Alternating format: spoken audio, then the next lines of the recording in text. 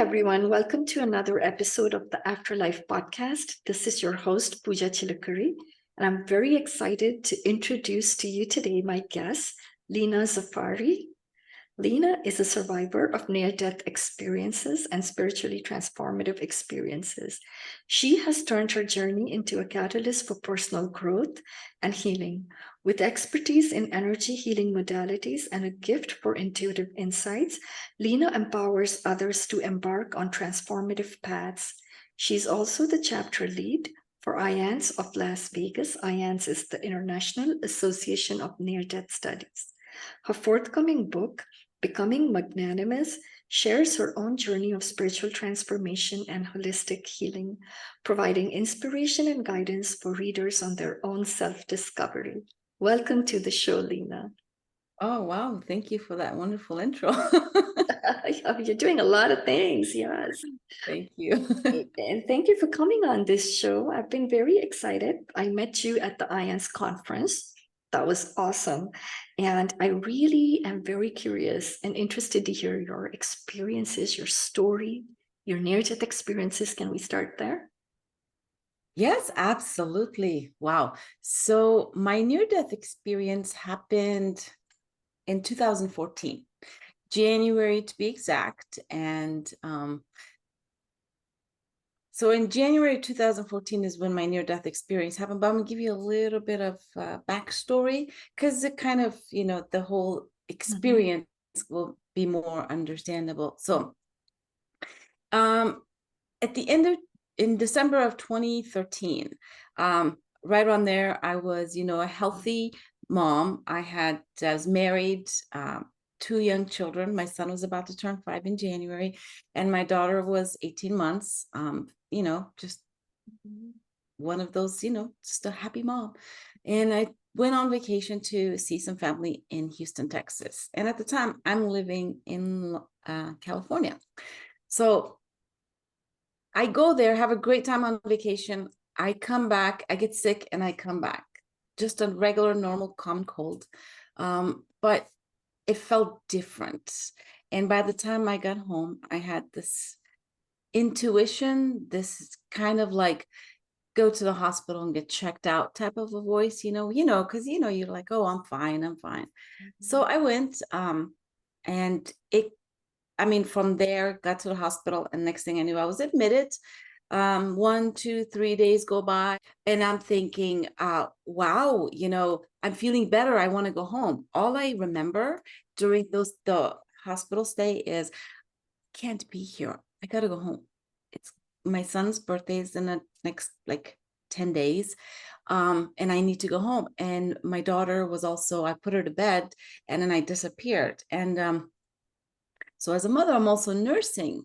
So my body and my mind, I'm very much like, get me out of here. I'm fine. I need to go home. My kids are at that stage where they need me. And I don't really know much more beyond that, but I have this, it was almost like as if I knew I was dying or something, because I kept saying to myself, I can't go now. It's my son's birthday. Like, it can't happen now, but it wasn't like, no anything else. But next thing, by the third day, I got worse. I ended up in the ICU. And what happened to me medically was I had contracted the H1N1 virus, and that's very much like COVID. So it attacks the respiratory, right? So it attacked my lungs, and I couldn't breathe on my own. And in the total 9 days I was in the hospital, I wasn't responding to anything, and my lungs kept getting worse and worse and worse. I don't have any other memories beyond waking up, moving the oxygen thing off my face and saying, look, I need to go home. My kids are waiting. Like, I need to go home. I can't be here this long. It's like, I got to go. But I'm sure they pushed some button and knocked me out because I don't have any other memories. But around the 9th day of the hospital visit, I had my experience. And at the time, I did not know this because I'm under, but years later, my father told me that they had pretty much told him and my husband at the time that I was not responding to anything. Both of my lungs were completely gone, and I was not breathing on my own. They were getting ready to come and intubate and, kind of treat me that way. But something happened in that space, because in that space, I don't know what happened in the physical side and the here, but I woke up. Like, I literally got right up. I got up and I was sitting in the hospital bed, and I looked around, and I'm in the ICU room, and I see where I'm at, and it's nice and light and bright, and I'm completely fine. I'm like, oh, I'm fine. Except when I look over to my right, I notice that my whole body is sitting there. Like, it's at the edge of the bed. So I see my human body. I'm like, oh, there's my body, so there's really not much, like that there I am. But I happen to look down at that point. I'm like, okay, well, let me look. I look down, and I'm sitting just like I'm sitting in front of you on a chair right now. And I see my thighs, my entire body. I'm looking at my entire body, except I'm pure clear glass, kind of like, those crystal figurines that they have, it's a 3D shape, but it's clear, you can see through it. I was literally that. I was just like clear thighs. I was like, oh, I'm see-through. But it's not like a thought. It's like instant awareness recognition, but there's really no like conversation. But I'm like, oh, I'm clear. And as this is happening, I hear a voice. And in this voice, it's kind of like a authoritative, female motherly voice. And the voice starts to speak with me, and she proceeds to tell me that, Leena, you have to go back.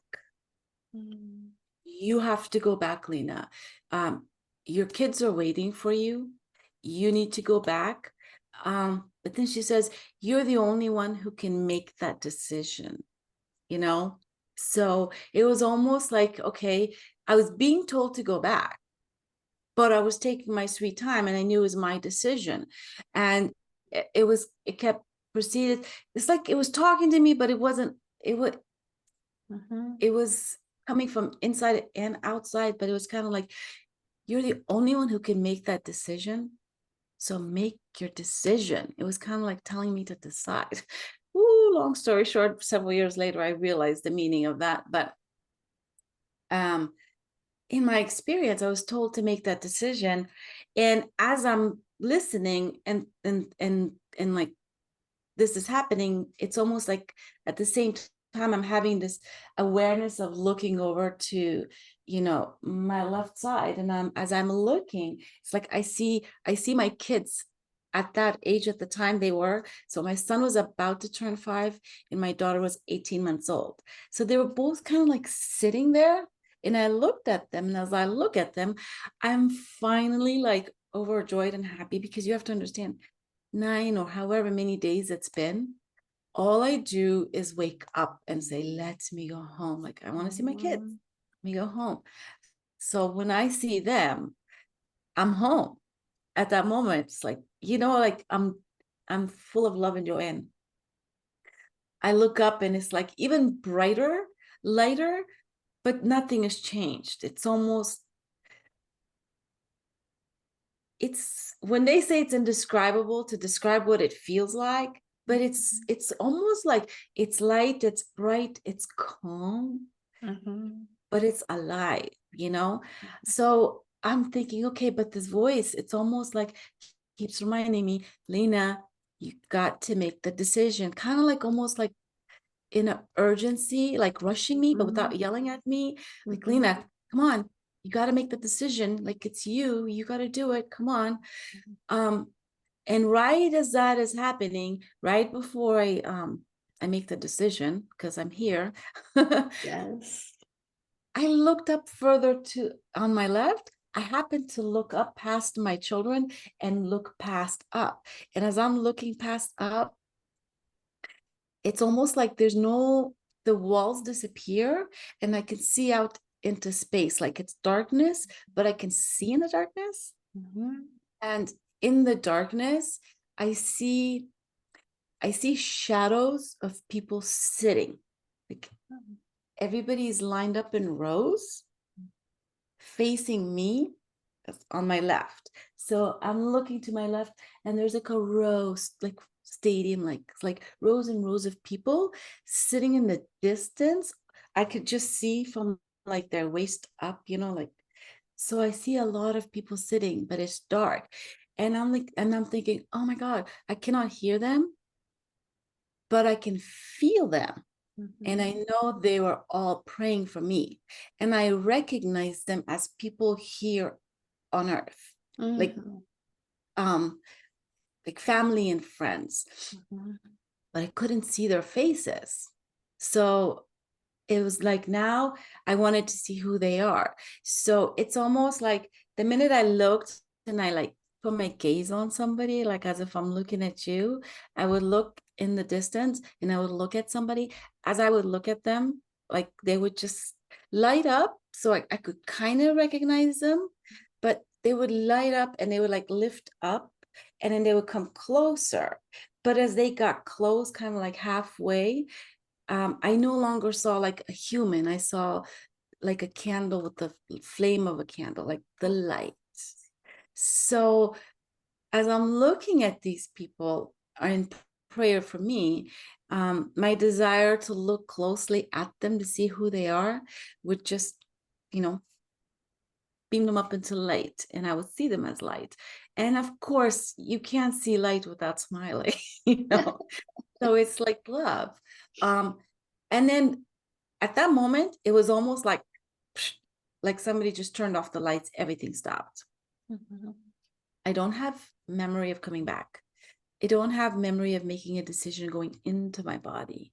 I have like, I don't know, it was just almost like as quick as I woke up, as quick as it ended. And then, so there's a little story after that. When I woke up and recovered, like when I came back into my body, apparently I must have just gotten up, because a couple weird things happened. Number one, I got up and I have no memory of it.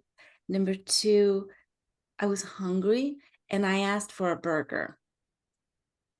And I sat there and ate a burger. There's a picture of me because my ex-husband took it, thank God. And then I have no memory of coming back into my body. I don't have memory of conversations. I don't have any of those memories of any of that stuff.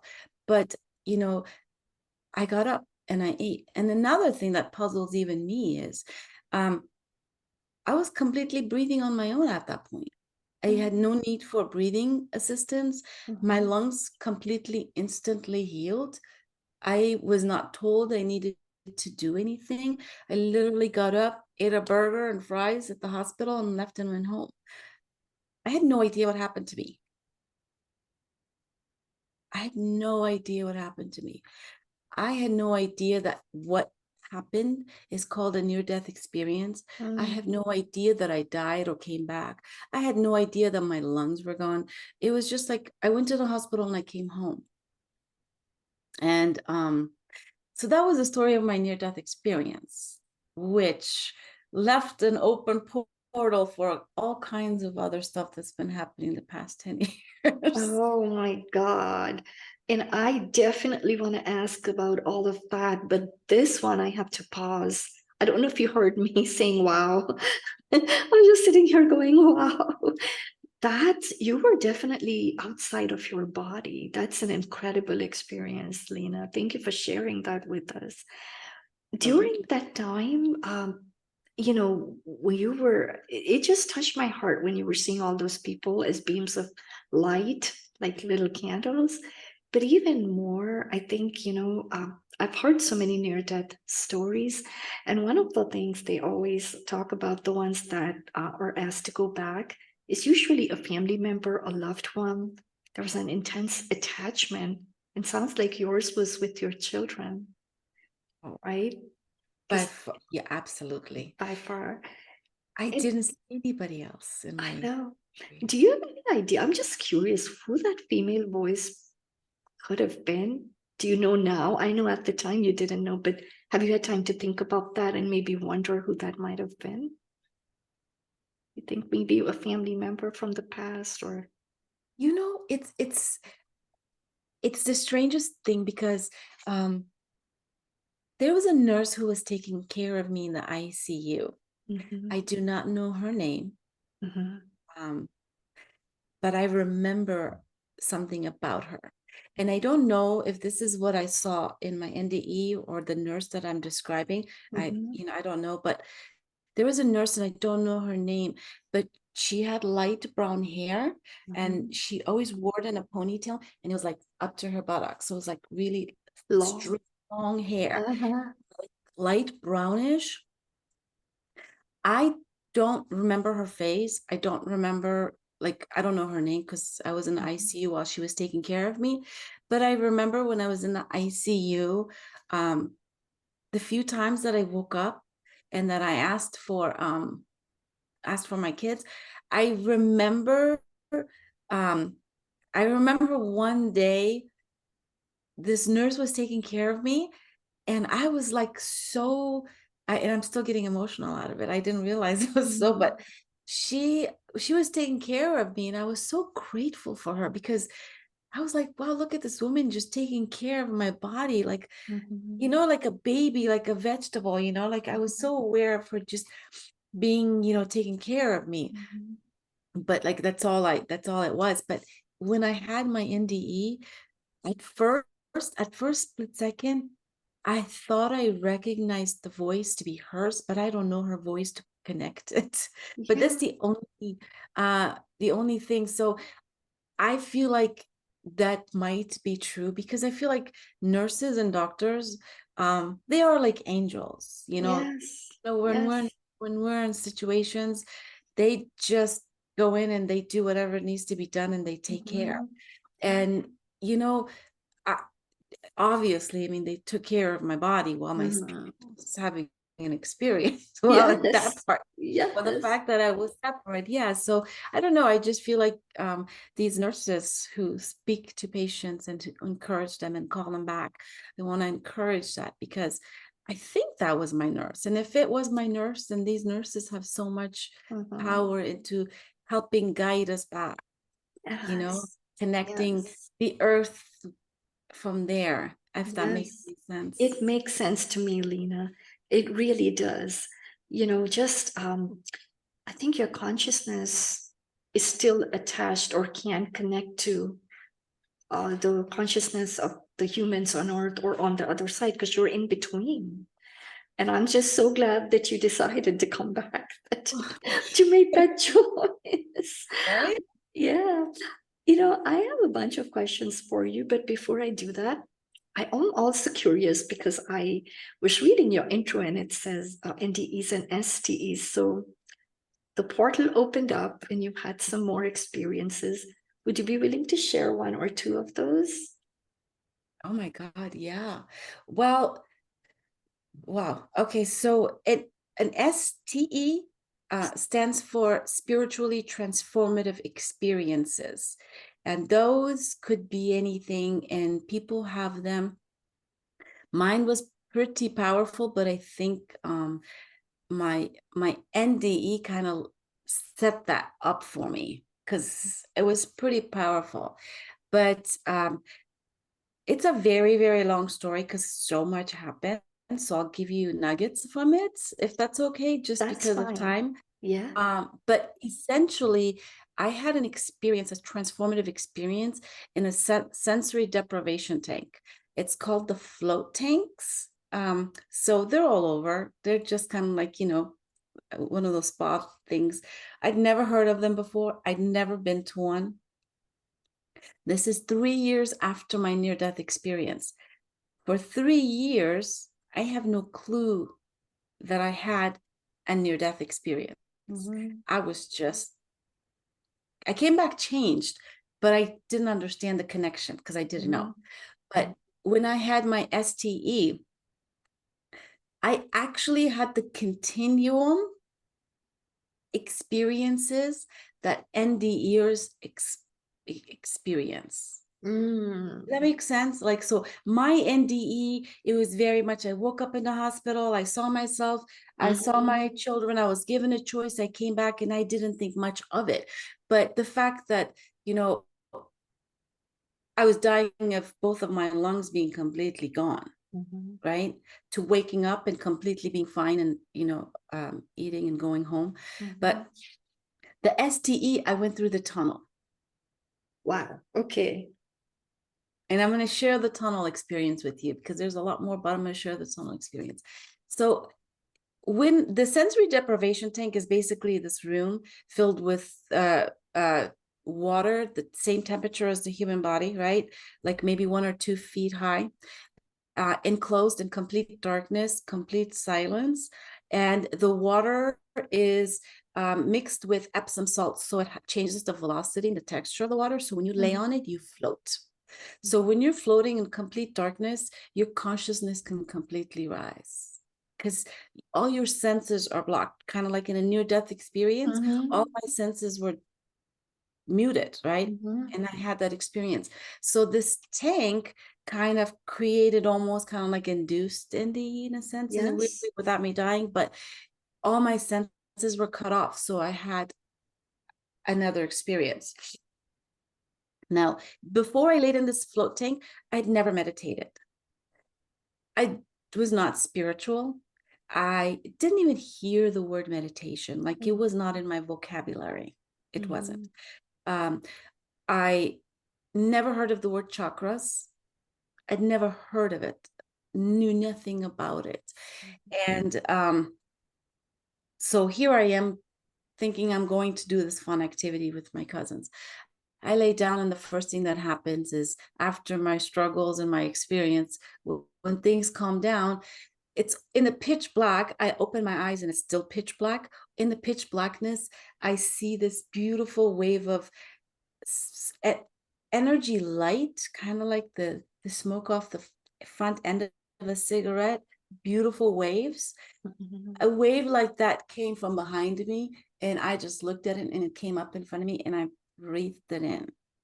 Wow. And a voice started to speak, same thing, a female voice, kind of like a strong, powerful voice, kind of like, okay, take 3 deep breaths.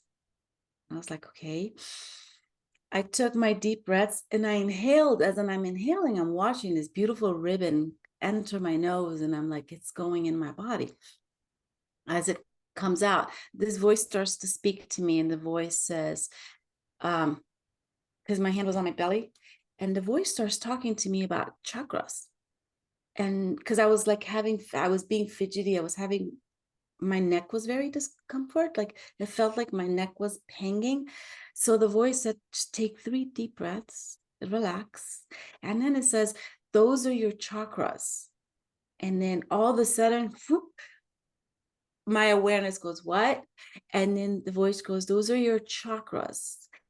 When you learn about your chakras and you understand and figure out how they're connected to your life, you can begin to heal your life. I was like, okay. But it's weird because I'm at the same time listening. I'm thinking, what are chakras? And when I get up, I'm going to go Google it. So I was making mental notes of, I don't know what that is, but I'm going to look into it.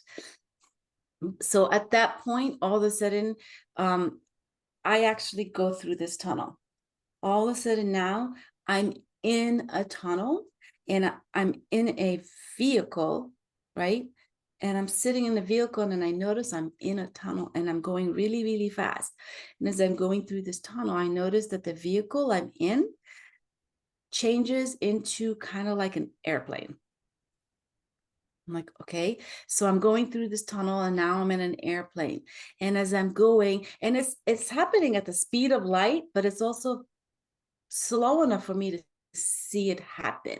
So vehicle to like an airplane, then I'm in this big boat ship, right? And I'm like thinking, okay, now as these shifts are happening and I'm inside these vehicles, right? I'm also sitting right inside the tunnel outside, watching these vehicle being turned into like the big boat. I'm seeing it from the inside and from the outside. I'm like, oh, now it's a boat. Oh, now it's this. Mhm. And then it turns into, and then it kind of become like a bird. And then right as I'm approaching, I could see the opening, the light of the tunnel, and I could see like this lattice opening where I could see light coming in. And as that's coming and getting bigger, when I exit the tunnel, I exit as just me. I've shed all those vehicles off, and what comes out is just me, right? And while I was in the tunnel and in the tunnel looking at myself, like in the vehicle and in the tunnel looking at myself, I was also aware of being above the mountain where the tunnel was in. So I was up here looking down into the side of the mountain, watching this tunnel from the inside and from the inside come out. And as it comes out, I am now like in this, there's like two big giant mountains in front of me, and I'm on this, there's like three mountain peaks, Yeah. right? And then between and the below, deep, deep below, like very deep, it's just, I look down, but it's almost like I am the air. I'm not falling, not hanging. I am the air that's everything is in. So I Mhm. feel like that. Oh, and I just see the most incredible stuff. Okay, if you don't stop me, I want to continue because there's a lot that goes I on there. want you to continue. We have time, Leena. This is so important. No, absolutely. Please continue. You know, the experience itself is very mystical, and it's amazing to speak of and to experience and to go back to, you know.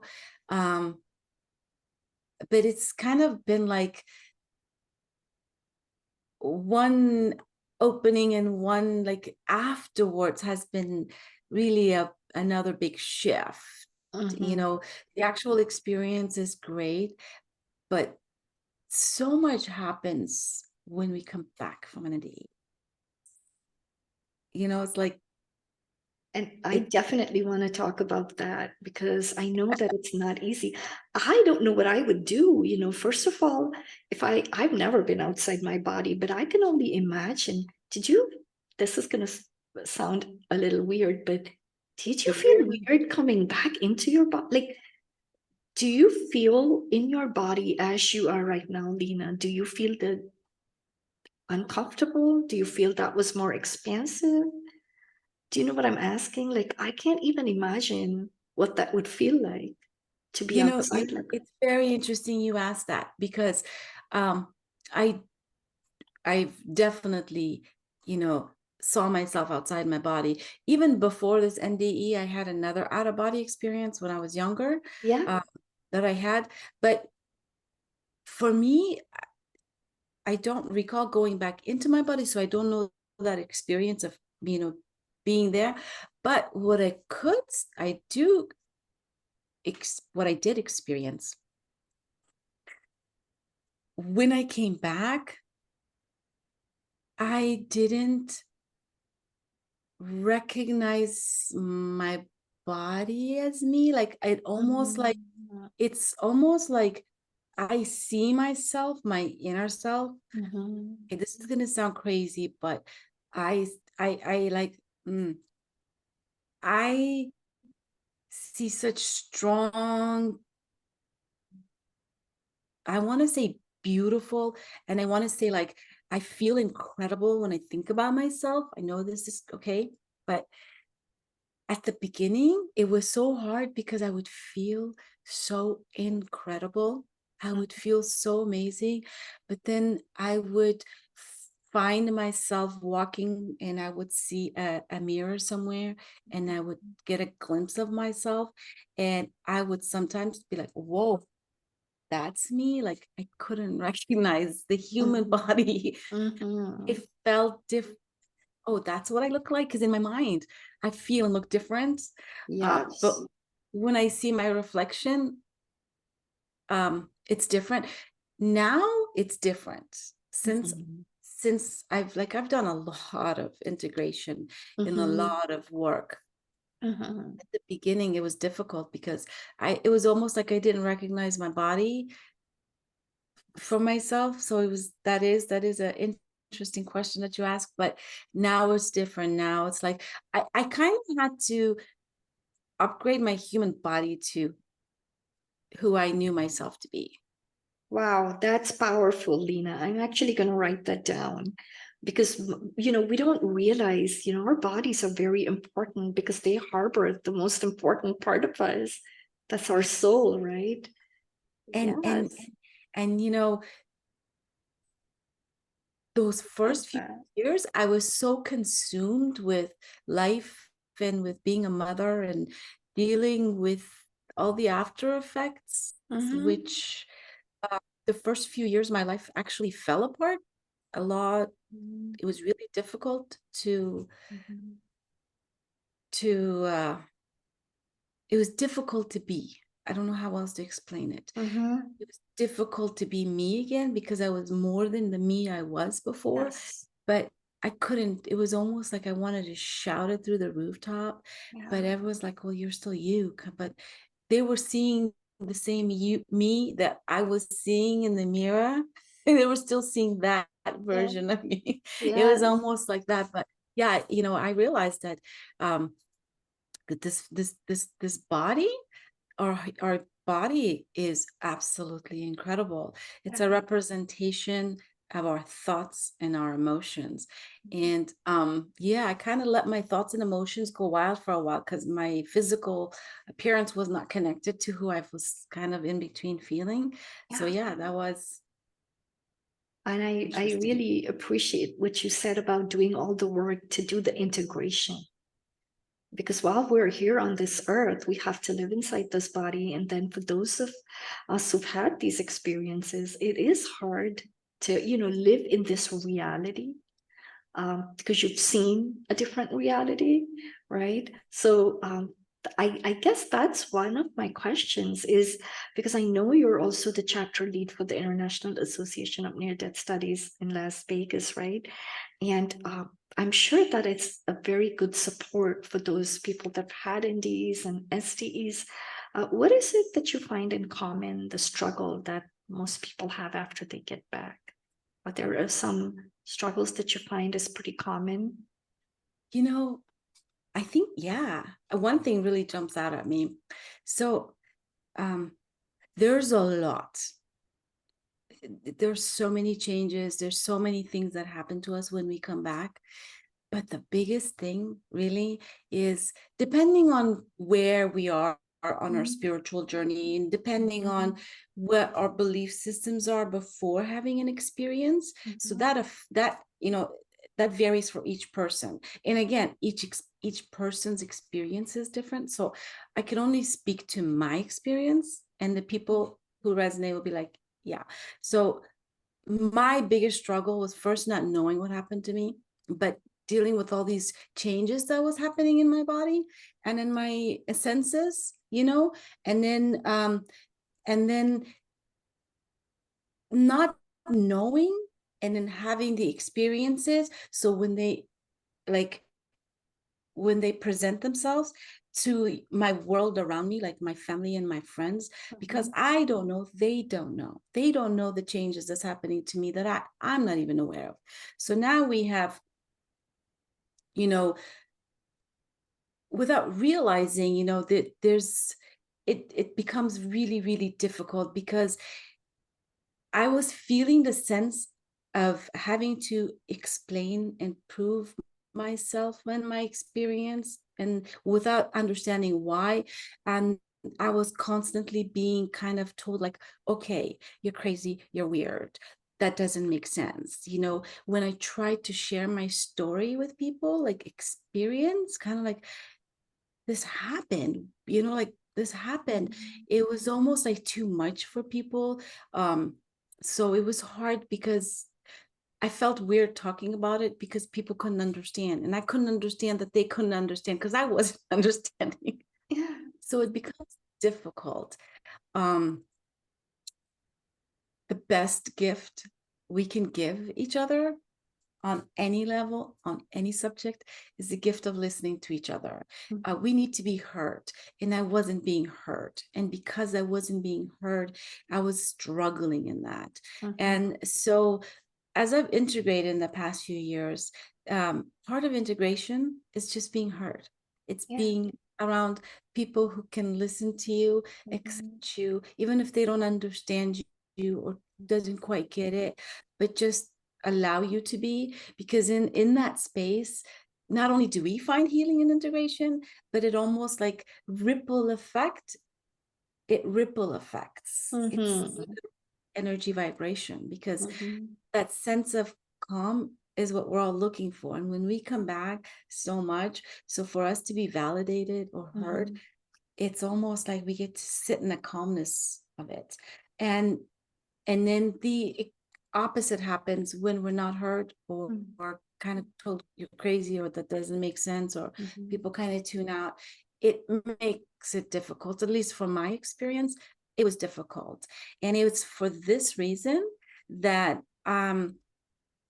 when I found IANDS, it was like I found my healing, because I found people who understood me. And then with COVID and all these years, I figured I can't imagine how many people in the past 3 to 5 years alone, let alone many, many years, but how many people have had near-death experiences due to all the COVID and the the illnesses that we've all been struggling and dealing with, right? All of us. So everybody's had COVID, right? And so many people have experiences. How many of them know about it?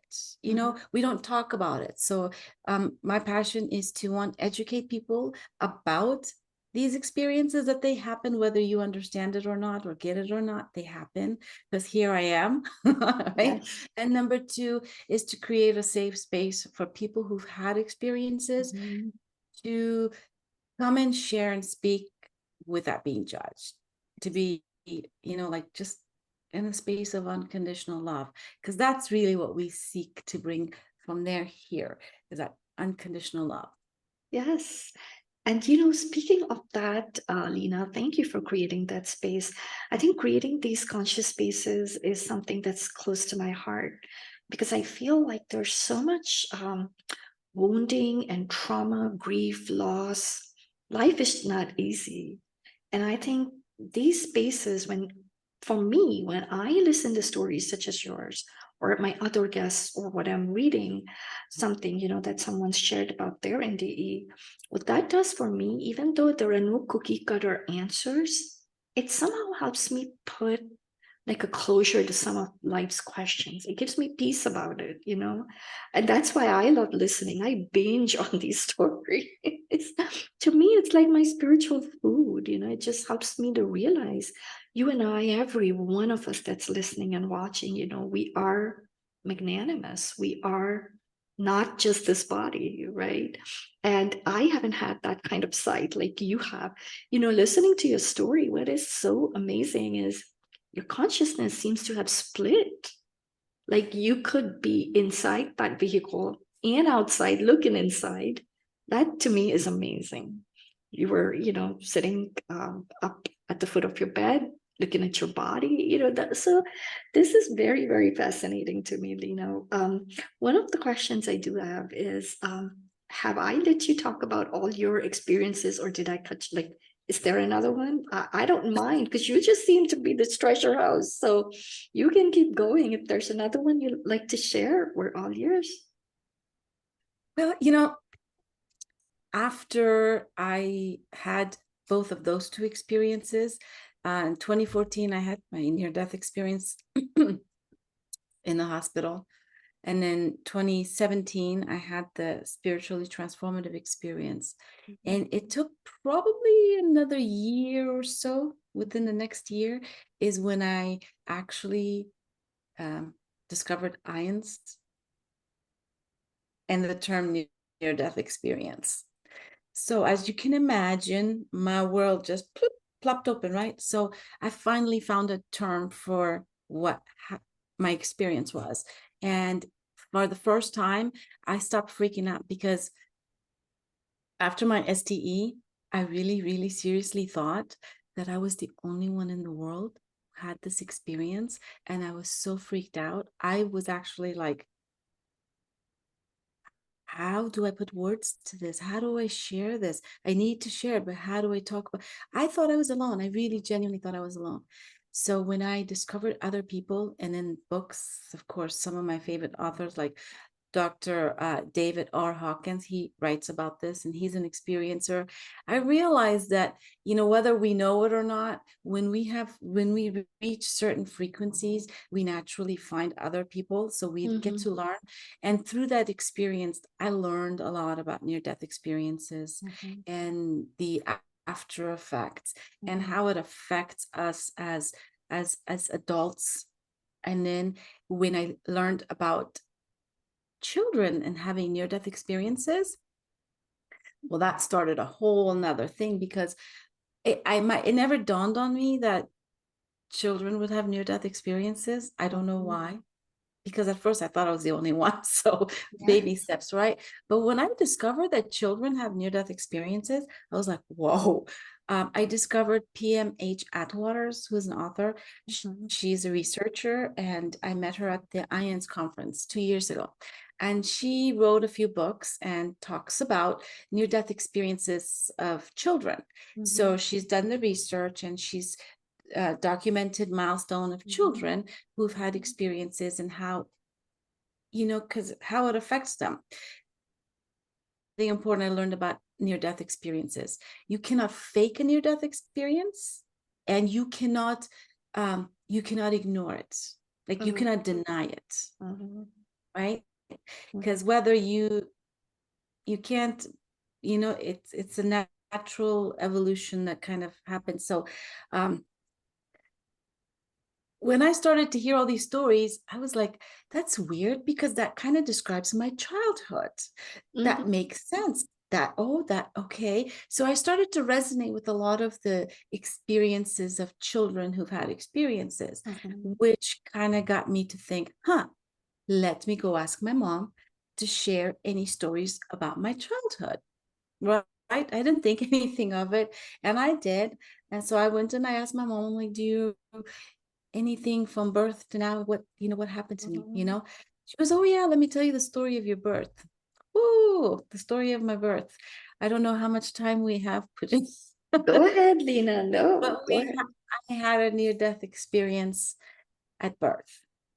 And although I don't remember my near-death experience, but the after effects that come on, the sensitivity, the premonitions, the knowings, and the questions, the attachment, all these ways it shows up, the disturbances that feels like disturbances in our body, because you don't fit in, you don't feel like fit in, and so everything made sense. So when my mom shared the story of my birth, it made sense. So I'm going to try to share that with you real quick. But essentially, my mom was in labor for like 4 days or something like that. She decided to have a home birth because the first birth, which was my sister, kind of gave her a little scare at the hospital. So when it came to me, she decided to do a home birth, and she was being stubborn. So she was like, nope, I'm gonna stay here. And and I was being just as stubborn, because it took 3 nights and 4 days. And finally, in the evening, my dad called the local doctor, shaman, that came and helped my mom deliver me. So first of all, after 3 nights of labor, right, I'm breech. So she tells me I was breech, sideways. And also the umbilical cord had wrapped around my neck, because for 3-4 days, there was a lot of struggle. And in that process, but miraculously, I was still delivered. So when I was born, I was told I was black and blue. Like there was no color to me. I was completely blue and black all over, like just, and here I am. And this is back in Kabul, Afghanistan. So ICU, NICU, hospitals, all this stuff. I'm a little old. was not up to date like it is here today. So here I am, survived, and that was the story of my near death at birth. But realize is that we need to speak and share these stories, because women are having near death experiences during childbirth. It's changing them. And children are having near death experiences either through birth or through drowning. I've had many stories of children drowning. Yes. So this whole IANDS of Las Vegas is my heart's desire, is to really, really, really bring awareness to near death experiences from an early age, and to talk about it and to understand that, it happens. And if it's happened to people, that there's others like them, and that there's resources for them, and that, it's a beautiful gift, because, here we are. Thank you. And thank you for sharing those gifts with us, Leena.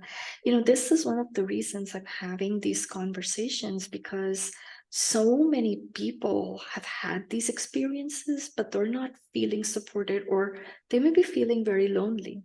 And so I'm so grateful that there are groups like IANDS, and you're leading a chapter.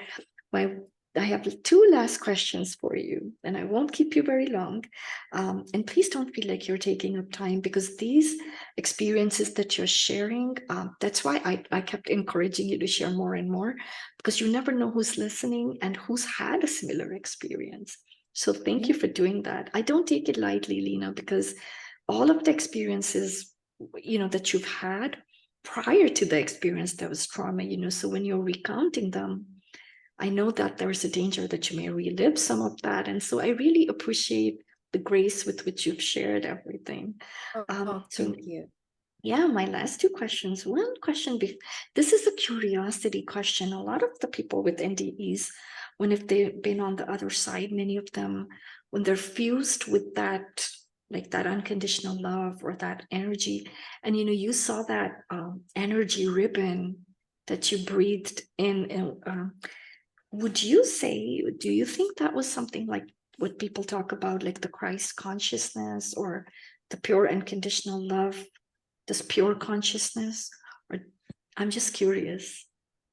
You asking if the light is consciousness? The ribbon, the thing that came at you and you breathed it in, because I always think of God or consciousness as like we're connected to it with our breath. So that's the reason I'm asking that question. Yeah, actually, it is. First of all, before I answer that, I just want to say I'm grateful for you and your curiosity and your questions, because what you're bringing out in my answers is it's where the love is. It's the reason why we share. Thank you for doing this. Yes. I've thought about that a lot, because we breathe. Breathing is a normal thing. We all breathe. We breathe mindlessly. Yes. And it's just it's enough to keep us alive, right? But it's the mindful breaths that we take is the ribbon that I saw. Because when we have intention, and when you breathe in like that, it's almost like in between the air that we breathe is also a ribbon of consciousness that we breathe. Because what did he teach us? It is in our breath that we find our calm. You can change the chemical reaction in your mental state, in your emotional state, in your physical state by your breath alone. So I love your question, because yes, that ribbon is, I believe, available to all of us at any time right now when we take an intentional breath. Like you just inhale it and just allow it to go in your body, and it just fill and it just release it. It's that gratitude for the air, just a few of those, it shifts us out of fight and flight and fear states. Literally, we can go into coherence. Yeah. Which, by the way, is leads right up to another part of my heart, which is breathing. I literally, so I'm also trained in heart math, heart brain coherence, right? So the power of that breath, if you learn how to bring coherence to your mind and your brain, there is so much research and data that has been shown that it changes everything about you. So your one question about consciousness, yes. When you take that deep breath, it's like you breathing in, whether you call it Christ, whether you call it whatever name you call it, it is that. Because I know that we all have different religious beliefs. Yes. So with respect to all of them, our breath is valuable in every religion. So every religion holds the breath as a sacred gift. So yeah, we are connected. I totally agree, Leena. Across all religions and all cultures, I think we at least can agree that we have a common source. And the breath connects us to that source. That's how just when you were talking, that was the visualization that I had in my mind. It's like, breathe in source energy. It's like we're connected and to each other through the breath. So that's very beautiful. So that's a lot of the work that you do is with energy, or do you do energy work? Like, can we find you for that somewhere? Like, I know I have all your links that I'm going to share in the show notes, but are you actually working with this right now? I am. So I got into energy healing. So I do some different modalities and tools, but I think more than anything, I let people know that healing happens from within. I don't heal anybody, but I do create the space, the energetic vibrational space for healing, which we are all capable of. But it's almost kind of like once you go somewhere, you can easily put yourself in that space, right? Like you can imagine. You can't imagine tasting something you've never tasted, but once you taste it, you can imagine the taste of it. It's like that. So yeah, I believe we are energy beings, we're vibrational beings, and it's probably the reason why I got into bioacoustics, which is all about the human body from a vibrational standpoint. That is, to me, that's wonderful and beautiful. I've been in the holistic health space myself for a very long time, Leena, and all these different modalities, it's just the attempt to bring back to balance, isn't it? Yeah. And you know what? There's no one modality better than the other. There are many roads to the same destination, many paths. And same holds true for all these different modalities. I think more than anything, it's the intention that we use them with, it's, and it's with the intention that we receive it with as well. So there's definitely an openness of energy. Yeah, definitely. This has been such a great conversation, Leena. Thank you for taking the time to do this.